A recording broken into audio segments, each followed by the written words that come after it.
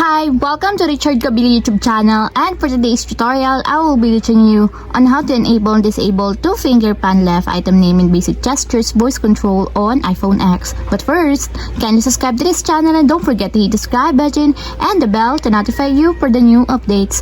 And let's start. Using your iPhone X, from your home screen first, go to Settings.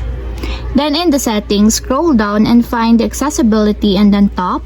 Then in the accessibility, scroll down again and go to physical and motor section and then tap the voice control. Then in this part in the voice control, go to this section and then tap the customize commands. Then in the customize commands, tap the basic gestures. And then after that in the basic gestures, scroll down again and then find and tap the two-finger pan left item name. Then in the two-finger pan left item name, as you can see that it is already enabled. But you have to activate also the switch button under the confirmation required to fully enable the two-finger pan left item name and basic gestures until it becomes green. And if you want to disable or turn off, just tap again the switch button just like this. And that's it, we have successfully enabled and disabled two-finger pan left item name and basic gestures voice control on iPhone X.